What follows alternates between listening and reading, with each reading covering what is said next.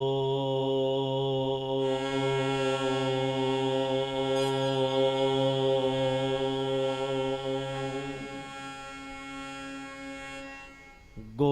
चरण कमलेभ्यो नमः। मात पितृ चरण कमलेभ्यो नमः। इष्ट देवताभ्यो नमः। कुल देवताभ्यो नमः। सर्वेभ्यो देवेभ्यो नमः। सर्वेभ्यो ब्राह्मणेभ्यो नमः। समस्ति के समस्त ज्ञात और अज्ञात तत्वों के चरणों में मेरा प्रणाम। समस्ति की समस्त व्यवस्थाओं को संचालित करने वाले उन परमहंसों के चरणों में मेरा प्रणाम, जो नारायण की कृपा से समस्ति की समस्त व्यवस्थाएं संचालित करते हैं। इस ग्राम के चारों तरफ स्थित समस्त देवी देवताओं को मेरा प्रणाम। आपके साथ आए हुए अपने अपने दिव्य शक्तियों को प्रणाम। आप सबको भी मेरा प्रणाम। आपके अंदर निहित उस नारायण तत्व को मेरा कोटि कोटि प्रणाम। यम ब्रह्म वेदांत विदो वदन्ते परमं प्रधानं पुरुषं तथान्ये विश्वोत्गते कारणम् ईश्वरवान् तस्मै नमो विघ्न विनाशनाय। विघ्नेश्वराय वरदाय सुरप्रियाय लंबोदराय सकलाय जगद्पिताय नागाननाय स्तुतियज्ञ विभूषिताय गौरीसुताय गणनाथ नमो नमस्ते। दुर्लभ मानुषो देह देहिनां क्षणभंगुर तत्रापि दुर्लभं मन्ये वैकुंठ प्रिय दर्शन।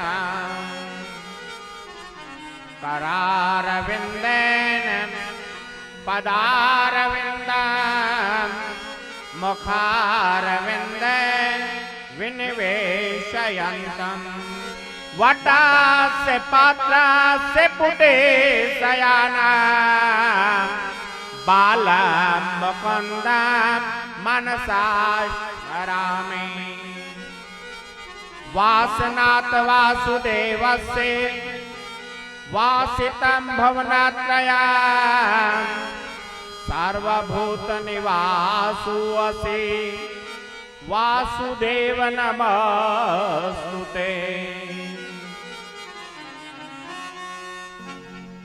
कृष्णे त्वदीये पदपङ्कज पंजरान्ये अध्येव मे विशतो मानस राजहंस।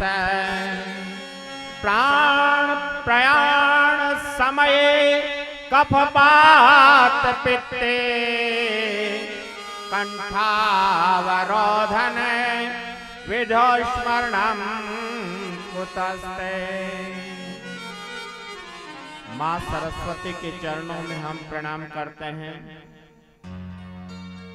वासुदेव सुतं देवं कंस चाणूरमर्दनं देवकी परमानंदन वासुदेव नमस्तुते। श्री कृष्ण गोविंद हरे मुरारे हे नाथ नारायण वासुदेव। श्री कृष्ण गोविंद हरे मुरारे नाथ नारायण वासुदेवा। जिसके पीवा स्वामृत देवं गोविंद दामोदर माधवे। श्री कृष्ण गोविंद हरे मुरारे, हे नाथ नारायण वासुदेवा।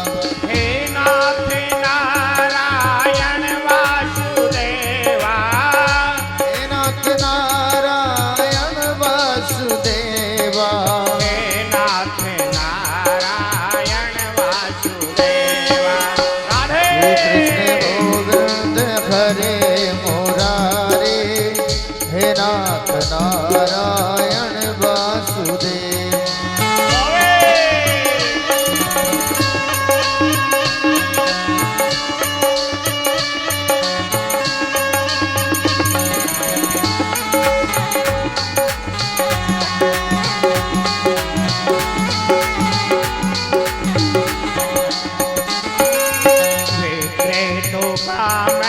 अखिल गोप कन्या मोरारी बाधा पे तयादाते। श्री कृष्ण गोविंद हरे मुरारे, हे नाथ नारायण वासुदेवा।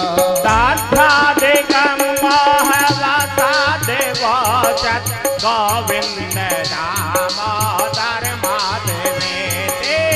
श्री कृष्ण गोविंद हरे मुरारे, हे नाथ नारायण वासुदेवा।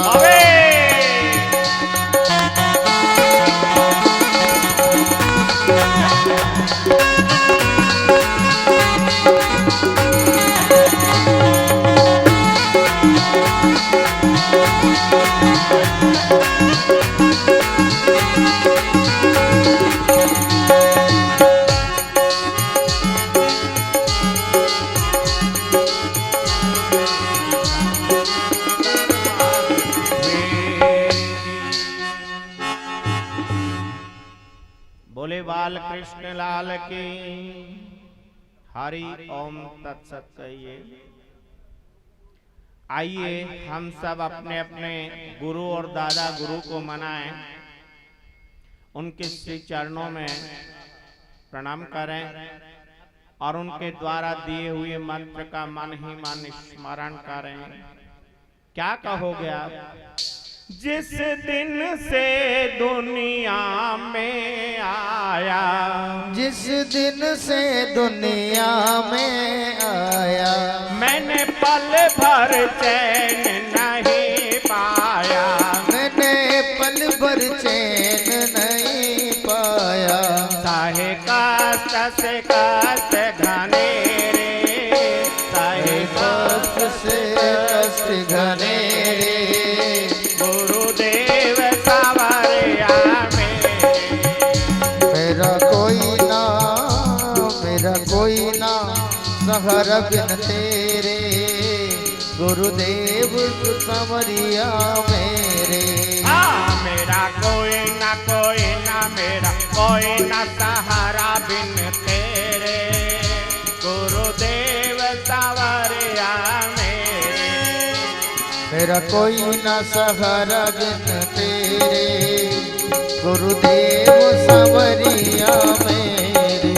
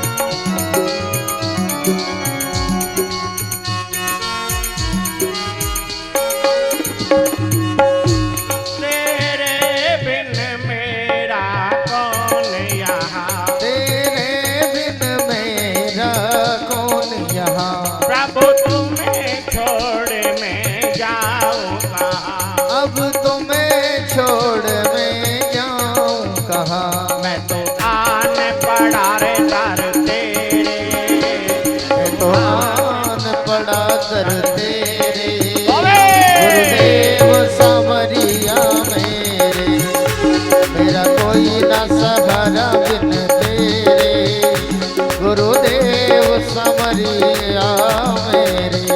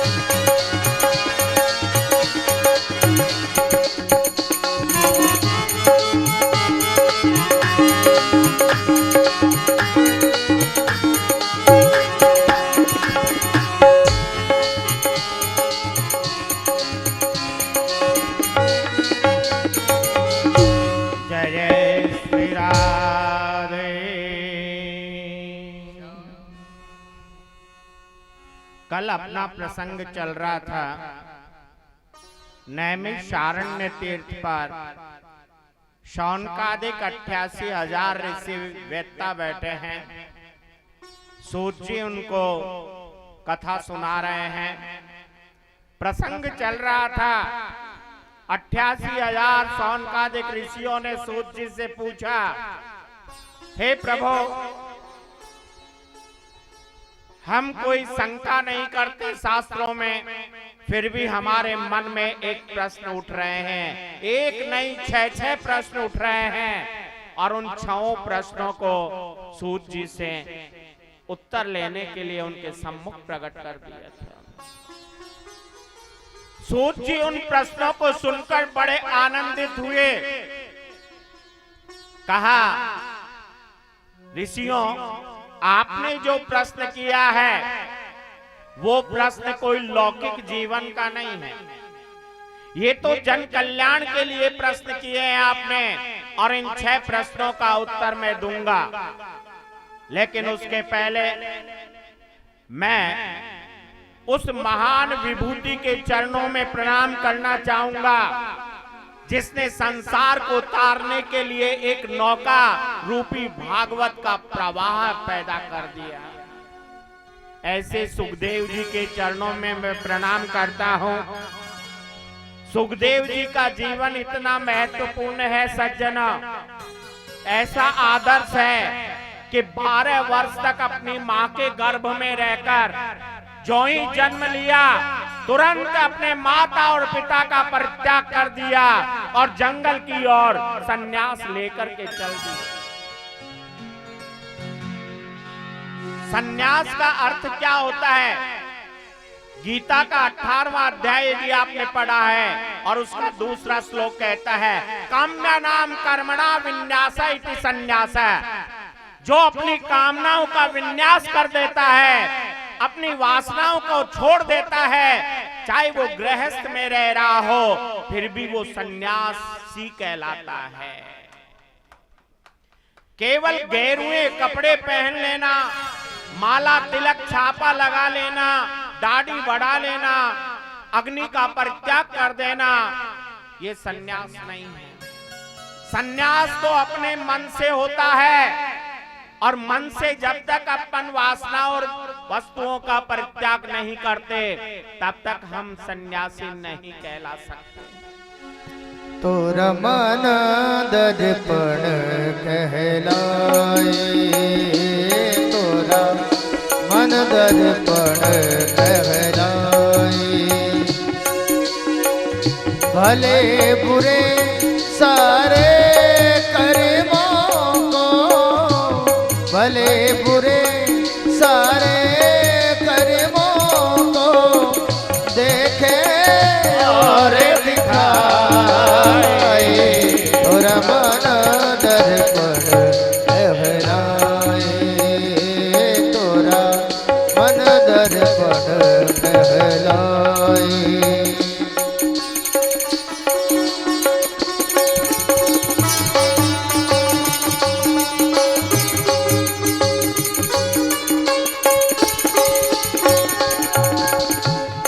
ही देवता मन ही ईश्वर, मन सबका धार। मन ही देवता मन ही ईश्वर, मन सबका धार। मन से कोई बात छुपे ना, मन के नैन हजार।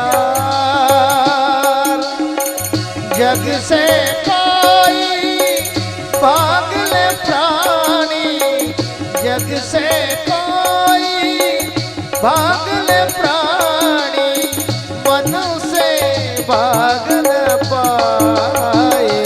थोड़ा मन दर्पण कहलाए, थोड़ा मन दर्पण कहलाए। भले बुरे सारे कर्मों को, भले बुरे सारे कर्मों को देखे और दिखाए। थोड़ा मन दर्पण कहलाए, थोड़ा मन दर्पण कहलाए।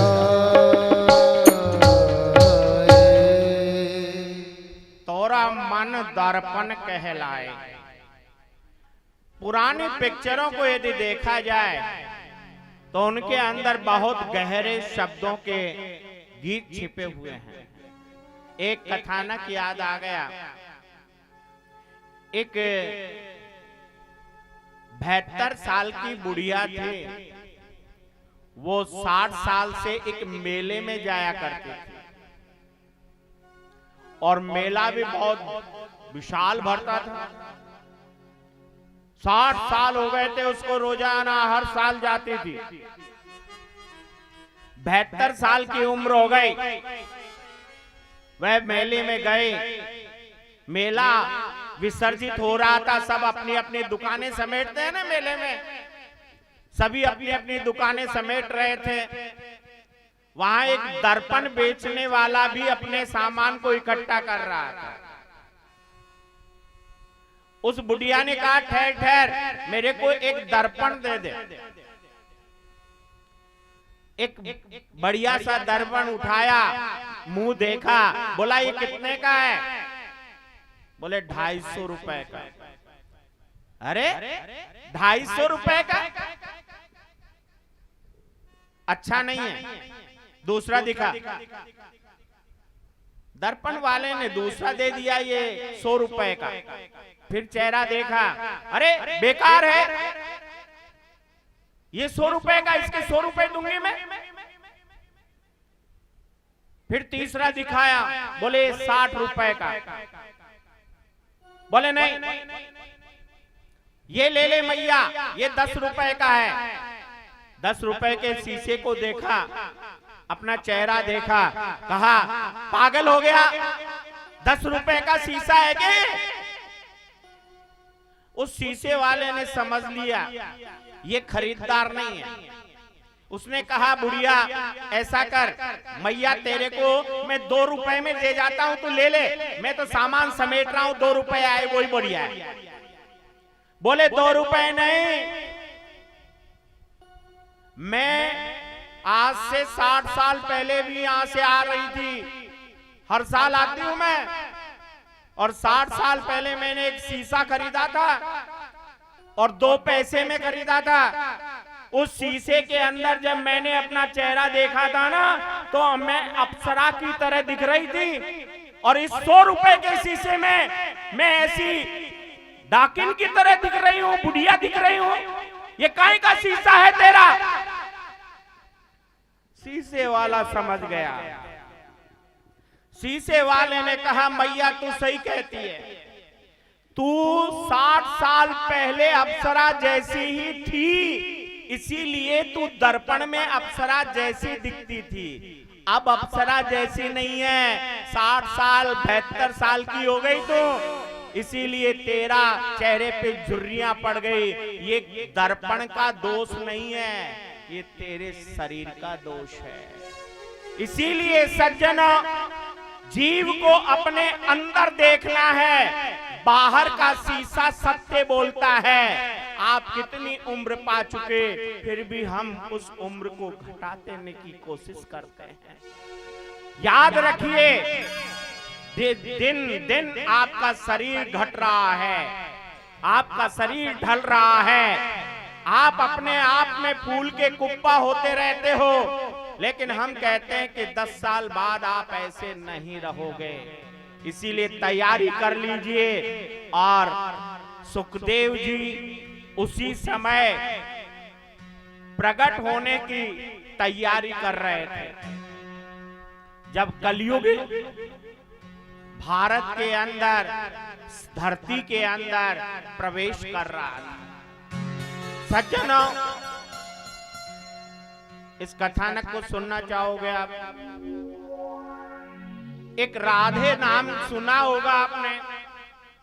कहते हैं राधा का नाम लेते हैं तो गोविंद दौड़कर चले आते हैं, कि राधा नाम में शक्ति है।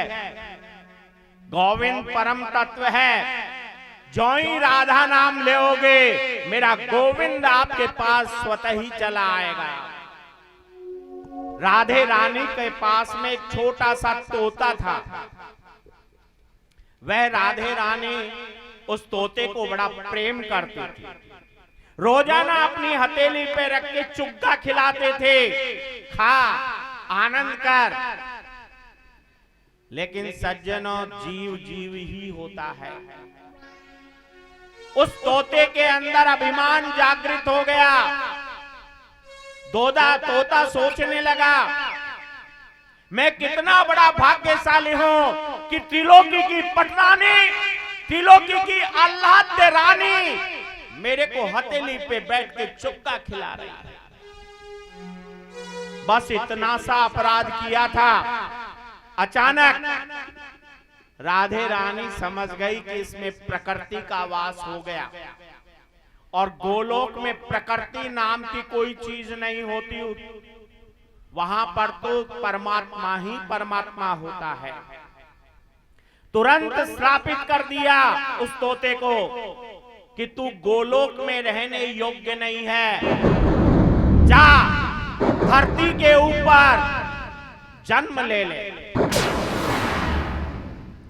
तोता रोने लगा,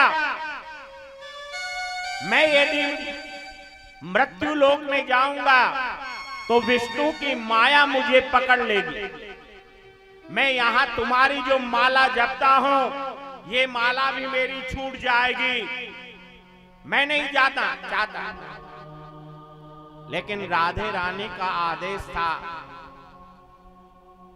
राधे रानी ने कहा, ठीक है, तू मेरा प्रिय भक्त है, मैं तेरे को आशीर्वाद प्रदान करते हो। निरंतर तेरे हृदय के अंदर मैं निवास करूंगी, और निरंतर जब भी तू मेरा नाम लेगा, तू स्वतः ही समाधिस्थ हो जाएगा। लगन तुमसे लगा बैठे, लगन तुमसे लगा बैठे, जो होगा देखा जाएगा। लगन तुमसे लगा बैठे, जो होगा देखा जाएगा। लगन तुमसे लगा बैठे, जो होगा देखा जाएगा।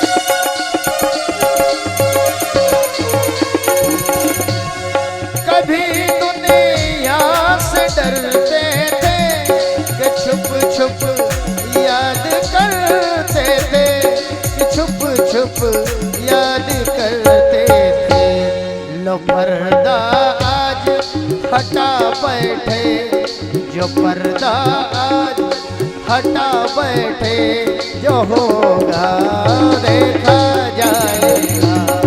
लगन तुमसे लगा बैठे, जो होगा देखा जाएगा।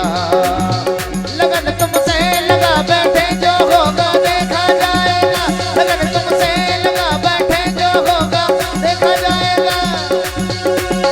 लगन तुमसे लगा बैठे, जो होगा देखा जाएगा।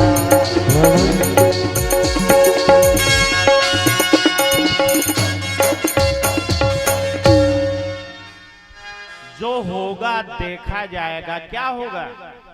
जब लगन ही उससे लगा ली तो होना क्या है? वो ही मिलेगा। क्योंकि संसार के अंदर ऐसी कोई स्थिति नहीं है, यदि हम तमन्ना कर लें और तमन्ना अपनी हो कि उससे मिलना है तो निश्चित मिलेंगे। सज्जना, आज वही तोता गोलोक से मृत्यु लोक की ओर डाल दिया गया। राधे रानी ने आशीर्वाद प्रदान कर दिया कि जा, निरंतर मैं तेरे हृदय में निवास करूंगी और जब भी मेरा नाम तू उच्चारित करेगा तेरी तू समाधिस्थ हो जाएगा। इसीलिए भागवत के अंदर एक भी जगह राधा नाम नहीं लिखा हुआ है। एक भी जगह, एक भी श्लोक में 18,000 श्लोक है इसमें, और उनके अंदर एक भी जगह राधा नाम नहीं आया है। आप बड़ा आश्चर्य करोगे कि राधा का नाम ही नहीं है और पूरी भागवत हो गई। क्योंकि सुखदेव जी यदि राधा का नाम उच्चारित कर लेते तो राजा परीक्षित को जो सुनाने वाली कथा थी वो अधूरी रह जाती और वो सुना ही नहीं पाते। हरि ओम तत्सत। सज्जना, आज वही तोता मृत्यु लोक के अंदर डाल दिया गया और एक पक्षी और पक्षिण उसके गर्भ से वो उसने जन्म लिया अंडे के रूप में। और ये अंडा भी अमरनाथ की गुफा के बाहर आकर गिरा। हिमालय पर्वत के 3 श्रृंग हैं। एक हिस्से में अमरनाथ है, दूसरे हिस्से में केदारनाथ है और तीसरा हिस्सा बद्रीनाथ धाम कहलाता है। ये गंगोत्री और यमुनोत्री बीच के पहलू हैं। इन दोनों के श्रृंगों की, तीनों के श्रृंगों की दूरी देखी जाए तो 7 किलोमीटर है। बद्रीनाथ से केदारनाथ आराम से 7 किलोमीटर की दूरी पे जा सकते हो, लेकिन सड़क मार्ग से 250-300 किलोमीटर पड़ता है। सज्जनों, पहले एक ही पंडित सुबह बद्रीनाथ की आरती करता था और सायंकाल आकर के यमुनोत्री गंगोत्री की करता हुआ केदारनाथ की आरती कर देता था, और फिर सुबह केदारनाथ की आरती करता था और सायंकाल बद्रीनाथ के धाम पहुंचकर आरती कर लेता था। ये वही क्षेत्र है जो सिद्ध क्षेत्र कहलाता है। यहाँ पर ये पक्षी के रूप में आकर के उस बर्फ के ऊपर ये गिरा। हवा के थपेड़ों से, बर्फीली हवाओं से ये अंडा विदलित हो गया, टूट गया। टूटने के कारण इसके अंदर जो जीव द्रव्य था वो बर्फ के ऊपर फैल गया। ये साइंस पढ़ने वाले जानते हैं जीव द्रव्य क्या होता है। कोशिका के अंदर 2 भाग होते हैं, केंद्रक और बाह्य भाग, जिसमें जीव द्रव्य भरा रहता है। ये लिक्विड होता है और ये जब फैल गया बर्फ के ऊपर, इसको कोई नुकसान नहीं हुआ। इसके डीएनए आरएनए बिल्कुल सुरक्षित थे। सज्जनों, इधर नारद जी ने सोचा अब आप कहोगे नारद जी तो इधर उधर लड़ाने वाले होते हैं ना, ऐसा नहीं है। नारद का अर्थ जानते हो आप क्या है? आप कहते हो कोई औरत या आदमी इधर उधर लड़ाता है तो ये नारद है, यही कहते हो ना, लेकिन ऐसा नहीं है। नारद का यदि वैदिक भाषा के अंदर अर्थ किया जाए तो नारम ध्यानम ददाति इति नारद है। जो लोगों को ज्ञान प्रदान करता है उसे नारद कहा जाता है, लड़ाने वाले को नारद नहीं कहते। और ब्रज भाषा के अंदर नारद का अर्थ क्या है? नारद, जिसकी बात कभी रद्दी नहीं होती, जिसने एक बार कह दिया कि तेरे को भगवान मिलेगा तो उसको हमेशा सत्य रूप से भगवान की प्राप्ति हुई है। ध्रुव को उठा के देखिए, प्रहलाद को उठा के देखिए, हिरण्याकश्यप के लड़के प्रहलाद के सामने मेरे गोविंद प्रकट हो गए। ये नारद की ही कृपा थी। फिर आप कैसे कह सकते हो कि लड़ाने वाले को नारद कहते हैं? नारम ज्ञानम ददाति इति नारद है। जो लोगों को ज्ञान प्रदान करता है उसे नारद कहा जाता है।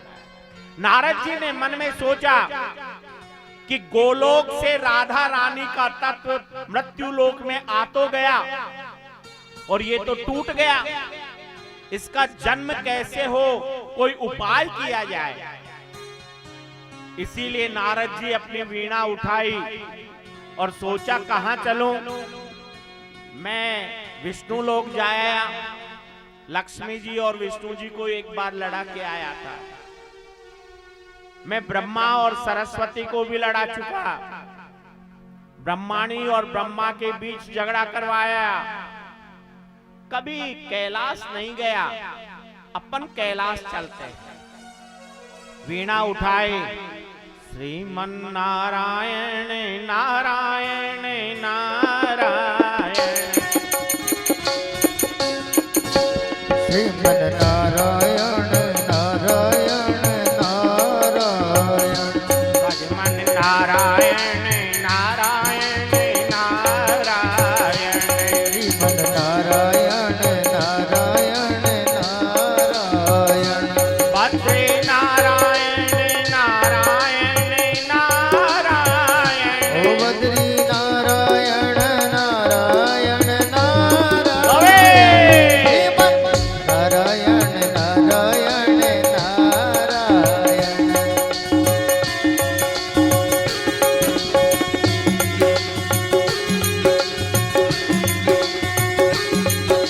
नारायण नारायण नारायण नारायण कहते हुए कैलाश की ओर चल पड़े। जो ही कैलाश के अंदर, कभी गए हो कोई कैलाश? कैलाश के दो हिस्से हैं, एक मानसरोवर झील है और बीच में एक स्फटिक शिला है जिसके ऊपर रोजाना ओम बनता है, रोजाना ओम बनता है। और उस स्फटिक शिला के ऊपर कोई नहीं चढ़ सकता। वहां पर हमेशा शिव और पार्वती निवास करते हैं, आज भी करते हैं। सज्जनों, उसी कैलाश के अंदर नारद जी पहुंचे, देखा एक गुफा के अंदर भोले बाबा माला जप रहे हैं। भोले बाबा किसकी माला जपते हैं? राम की, क्योंकि भोले बाबा का इष्ट है राम। राम राम राम राम राम राम राम निरंतर चल रहा है। उन्होंने देखा, नारद जी ने, भोले बाबा तो मगन हो रहे हैं राम राम करने में। आगे बढ़े तो एक गुफा दिखाई दी जिसके अंदर पार्वती जी बैठी हुई माला जप रही थी। पार्वती जी किसकी माला जप रही है? ओम नमः शिवाय, ओम नमः शिवाय, ओम नमः शिवाय, ओम नमः शिवाय, ओम नमः शिवाय, ओम नमः शिवाय, ओम नमः शिवाय, ओम नमः शिवाय, ओम नमः शिवाय, ओम नमः शिवाय, ओम नमः शिवाय, ओम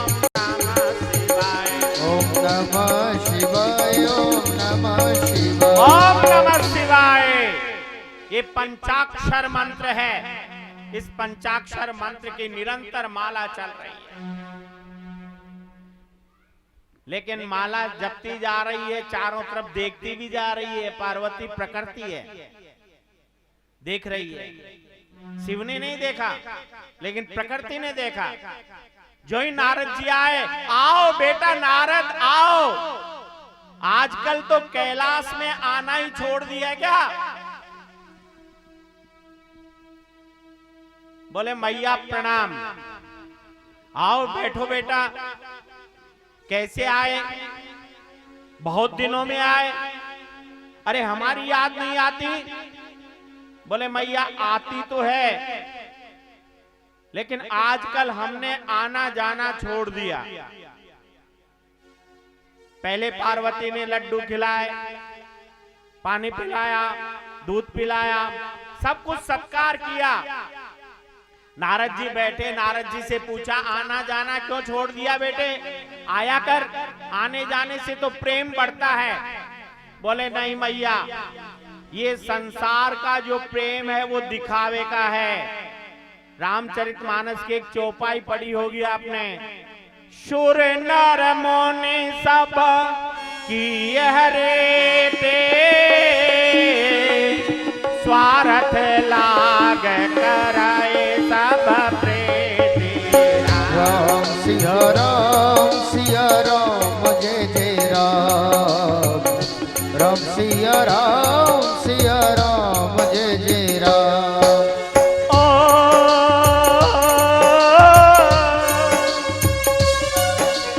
सुर नर मुनि सबकी हरे ते,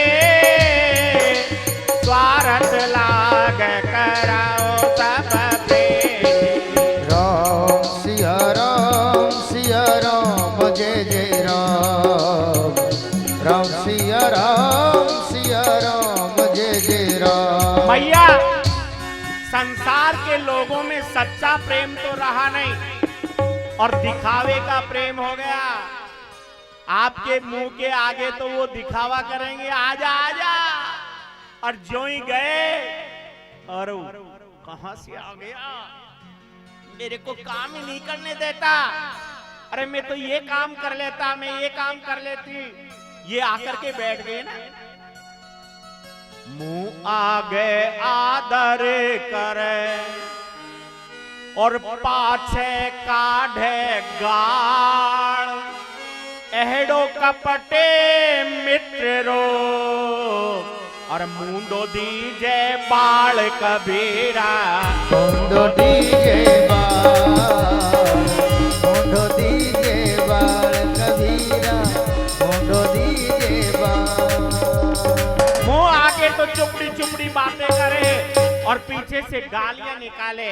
ऐसे कपटी मित्र से कभी भी संबंध नहीं रखना चाहिए। इसीलिए मैया, मैं तो संसार में आना ही छोड़ दिया मैंने, क्योंकि संसार के लोग स्वार्थ रख करके प्रीति करते हैं। पार्वती बोली, हो सकता है तू सही कह रहा है, लेकिन मैं तो तेरे से सच्चा प्रेम करती हूं। देख, भोले बाबा और मेरे बीच भी सच्चा प्रेम है। कभी हम एक दूसरे से कोई बात नहीं छिपाते, हर बात एक दूसरे को कह देते हैं। भोले बाबा अपने गुरु मंत्र को भी मेरे को आकर बता देते हैं, जबकि गुरु मंत्र को दूसरों को नहीं बताना चाहिए। गोपनीयम गोपनीयम गोपनीयम प्रयत्नते, गोपाल श्रेष्ठ नाम कहता है। जितना गोपनीय रखोगे गुरु मंत्र उतना ही जागृत होता है। इसीलिए गुरु मंत्र को भी मेरे को बता देते हैं। और क्या बताते हैं भैया? अरे शाम को आकर कहते हैं, आज तो हमारे को नारायण के राम के रूप में दर्शन हुए। आज मेरे भगवान मेरे को कन्हैया के रूप में दिखाई दिए। विभिन्न रूपों का वर्णन भी मेरे सामने कर देते हैं। अब बता, हम दोनों के बीच कितना बड़ा प्रेम है। नारद बोला, मैया तब तो पक्का प्रेम है। बोले इसीलिए कहती हूँ, मेरे घर आया कर, यहाँ पे आ जाया कर, हमारे बीच में कहीं पर्दा नहीं है। नारद जी बोले मैया एक बात पूछूं? बोले पूछ। तुम्हारे को सारी बातें बताते हैं? बोले हाँ। तो एक बात भी बताई होगी। बोले कौन सी? ये भोले बाबा के गले में जो मुंड माला है ये बता किसकी है? पार्वती बोली ये बात तो नहीं बताई। फिर क्या बताया? अरे वो सच्चा प्रेम तो उससे करते हैं जिसकी मुंड माला वो अपने गले में धारण कर रखा है। वो फक्कड़ है, निष्कामी है, अजर है, अमर है, उनका प्रेम कहां है? मैया का दिमाग खराब हो गया। मैया ने सोचा ये बात तो कभी भोले बाबा ने बताई नहीं कि ये गले की मुंड माला किसकी है। नारद जी बोले फिर काहे का प्रेम है? फिर तो दिखावे का प्रेम है। पार्वती के मस्तिष्क में फिट बैठ गई। आज आने दो, आज पूछूंगी। नारद जी बोले मैया अब मैं जाऊं? क्योंकि बीज तो बो ही दिया और जाने की तैयारी कर रहे हैं। बोले मैया मैं जाऊं? मैया बोली में चली और भोले बाबा के घर पे से उठ करके नारद जी रवाना हो गए। जो ही आगे बढ़े भोले बाबा भी माला करके उठे थे। भोले बाबा ने नारद को जाते हुए देखा, कहा आओ बेटा नारद, पिताजी प्रणाम। अरे नारद आजकल कहाँ रहते हो, आते नहीं हो? बोले आज आया था, आप माला जप रहे थे, मैया से मिलके आ गया। भोले बाबा ने कहा मैया से मिलके आया है? बोले हाँ। और क्या करके आया है? बोले कुछ नहीं। बोले कुछ तो गड़बड़ कर दी। नारद जी बोले प्रभु आप जानते हो मेरे को, मैं अपने स्वार्थ के लिए कुछ नहीं करता, मैं तो परमार्थ के लिए करता। भोले बाबा आए, पार्वती अपना सारा वेश बदल कर बैठी है, पुराने कपड़े पहन लिए, बाल बिखेर लिए, सारा गहना उतार दिया। जैसे ये औरतें रूठ जाती है ना पति से, तो क्या करती है ये? आजकल वो रूठी रानी का महल तो होता नहीं है, 2-3 ही कमरे होते हैं, कोई कोई के तो 2 ही कमरे हैं। अब क्या करे? जो ही पति नौकरी में से आता है और पत्नी अपना गुस्सा उन बर्तनों पे निकालना शुरू करती है, इधर से उठा के इधर पटकती है, इधर से उठा के इधर पटकती है। वो पति जान जाता है कि आज गड़बड़ है। सज्जनों ऐसा ही हुआ, पार्वती भी रूठी हुई बैठी हुई। भोले बाबा ने आकर कहा देवी क्या बात हो गई? बोले आप ऊपर से जितने काले हो ना उतने अंदर से भी काले हो। भोले बाबा काले नहीं है, भोले बाबा सबसे गोरे हैं, हमारे नारायण से भी गोरे हैं। इसीलिए आप आरती में गाते हो कर्पूर गौरम करुणावतारम। कर्पूर से भी गोरे हैं ये तो भस्म लगा लेते हैं ना, इसीलिए काले हैं। भोले बाबा ने कहा मैंने कौन सी बात तेरे से छिपा ली? अरे मैंने अपना गुरु मंत्र तेरे को बताया, रोजाना जो दर्शन होते हैं वो तेरे को बताता हूं, फिर ऐसी कौन सी बात है जो मैंने छिपा रखी है? काहे का काला है मन? बोले एक बात तो नहीं बताई। भोले बाबा समझ गए कि सब नारद जी बो के गए बीज। एक बात तो नहीं बताई, आपके गले में जो मुंड माला है ये किसकी है? भोले बाबा ने कहा सुनना चाहती है? हाँ तो सुन, ये सारे के सारे मुंड जो मेरे गले में पड़े हैं ये तेरे हैं, तेरे हैं ये मुंड। आकाश फट गया, गर्जना होने लगे। सज्जना, भोले बाबा की बात सुनकर पार्वती भी हतप्रभ रह गई। बोले इतना प्रेम करता हूं मैं तेरे से, जब जब तू अवतार लेकर आती है और अवतार तेरा अंतिम चरण में जाता है, मैं तेरा मुंड काट कर अपने गले में धारण कर लेता हूं। बता कितना प्रेम करता हूं मैं तेरे से। और फिर कहती है कि मैं काला हूं। पार्वती बोली तब तो और कपटी हो तुम, और ज्यादा कपटी हो। बोले क्यों? बोले आप ऐसी कौन सी दवाई खाते हो जिसके कारण आप तो नहीं मरते और मुझे बार बार मरना पड़ता है। भोले बाबा ने कहा मैं राम रूपी रसायन खाता हूं। अरे राम जी रो नाम, अरे राम जी रो नाम माने मीठो घणो लागे रे। राम जी रो नाम, राम जी रो नाम माने मीठो घणो लागे रे। राम जी रो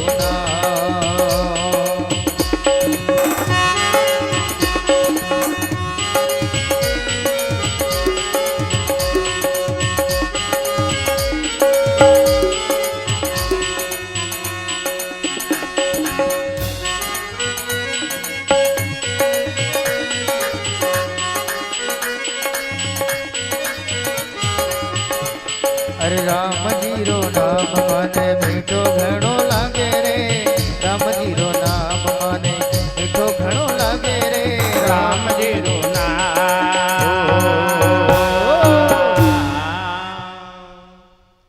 राम का रूपी रसायन पीता हूं मैं। भोले बाबा से पार्वती बोली मैं भी पीऊंगी। जब आप वो दवाई खाते हो आप नहीं मरते तो मैं भी नहीं मरना चाहती, मैं भी वो रसायन खाऊंगी। बोले खाएगी? हाँ। तो ऐसी जगह ढूंढ जहां कोई लौकिक जीवन का व्यक्ति नहीं रहता। सज्जनों, कैलाश से बद्रीनाथ आए, केदारनाथ आए, गंगोत्री यमुनोत्री होते हुए अमरनाथ की गुफा तक आ गए। चलो अमरनाथ, चलो अमरनाथ, चलो अमरनाथ भाई। चलो अमरनाथ, चलो अमरनाथ, चलो अमरनाथ भाई। अमरनाथ में मिट जाती है कर्म की कठिनाई। भजले ओम नमः शिवाय, भजले ओम नमः शिवाय, भजले ओम नमः शिवाय, भजले ओम नमः शिवाय। चलो अमरनाथ, चलो अमरनाथ, चलो अमरनाथ भाई। अमरनाथ में मिट जाती है कर्म की कठिनाई। बोलो ओम नमः शिवाय, भजले ओम नमः शिवाय, भजले ओम नमः शिवाय, भजले ओम। अलग निरंजन। सज्जनों, उसी गुफा के पास आ गए जहां आप शिव के दर्शन करने के लिए अमरनाथ जाते हो। वहां दो कबूतरों के दर्शन भी करते हो, वहां से बबूत भी लाते हो सफेद रंग की। वहां एक झील है पीछे, शिवालय के ठीक पीछे। और कभी जाना हो तो बालटाल होकर के भी जा सकते हो, और उधर पैदल जाते हो तो 26 किलोमीटर का रन है, पैदल भी जा सकते हो। अमरनाथ की गुफा में आए, गुफा के अंदर बैठ गए। सामने भोले बाबा बैठे हैं, सामने पार्वती बैठी है। भोले बाबा ने पार्वती से कहा जाके देख, कोई लौकिक जीवन का व्यक्ति तो नहीं है।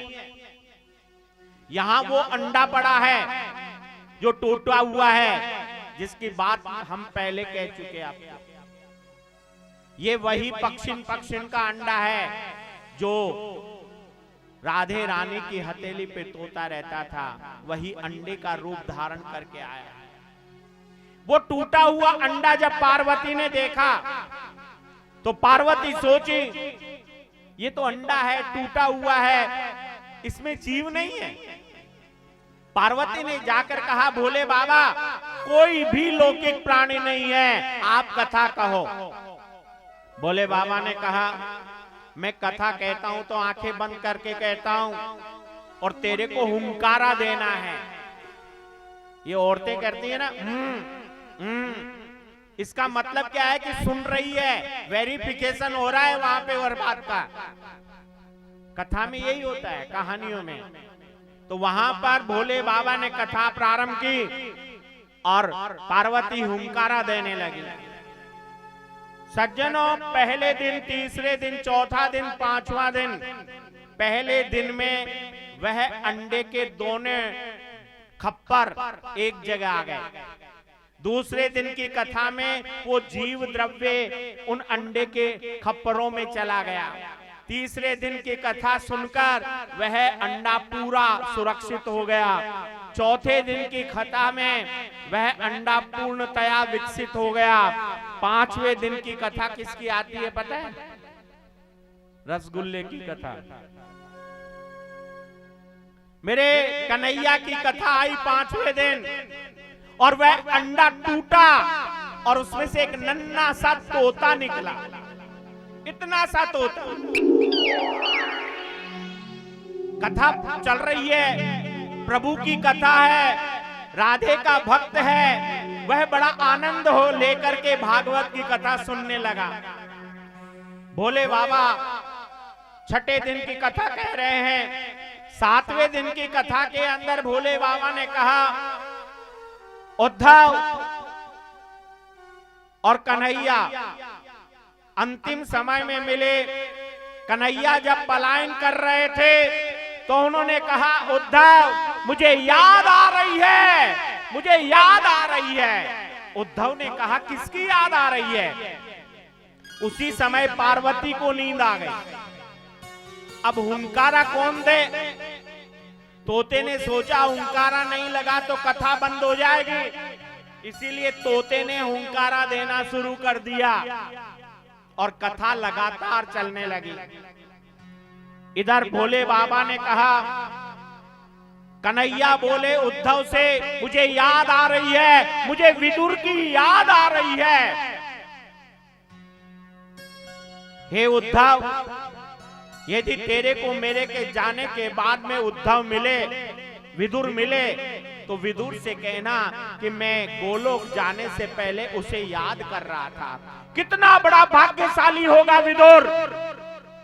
अरे हम गोविंद को याद करते हैं, कोई बड़ी भारी बात नहीं है, हर व्यक्ति याद करता है।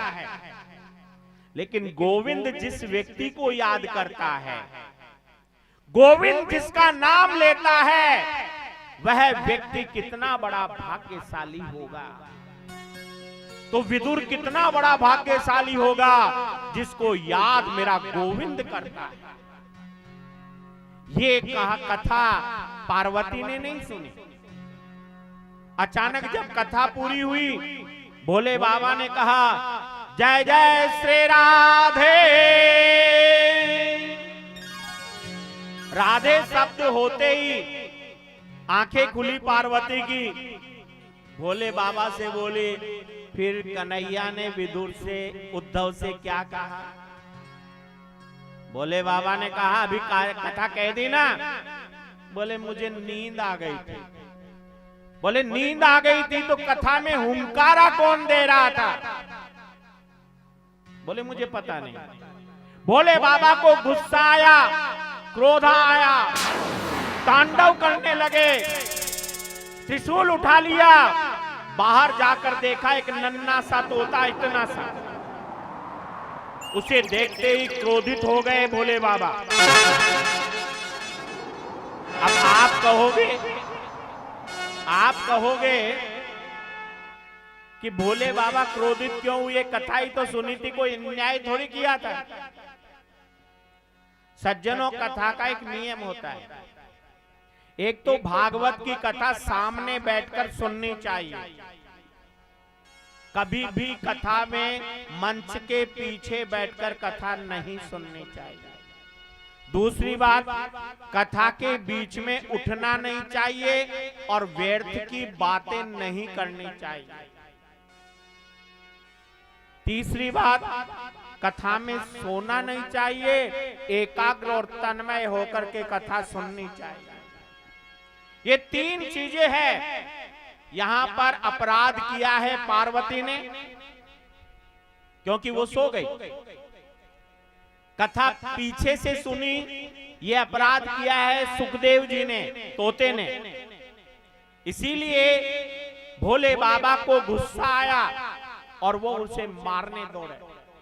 तोता उड़ता हुआ गंगोत्री, यमुनोत्री, केदारनाथ होता हुआ बद्रीनाथ पहुंच गया। बद्रीनाथ गए हो आप कभी? बद्रीनाथ के अंदर अलकनंदा किनारे नदी है। इस अलकनंदा के किनारे किनारे बद्रीनाथ से 5 किलोमीटर आगे एक माना गांव आता है, जो भारत का अंतिम गांव है। उसके बाद चीन की बॉर्डर प्रारंभ हो जाती है। उसे सम्याप्रास कहते थे पहले, उस माना गांव को। और यहां पर वेद व्यास जी रहते थे।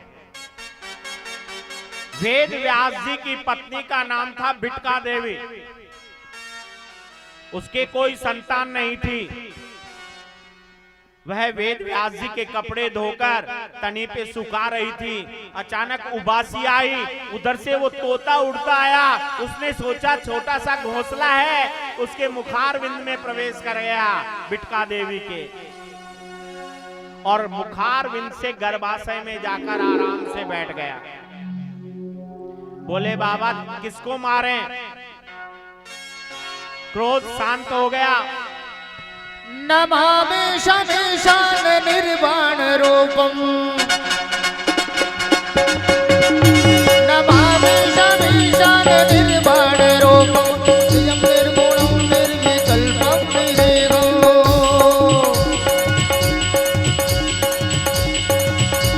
नमामि शमीशान निर्वाण रूपम, विभुं व्यापकं ब्रह्म वेदं स्वरूपं, निजं निर्गुणं निर्विकल्पं निरेहम्। आकाश वासं वरेहम्।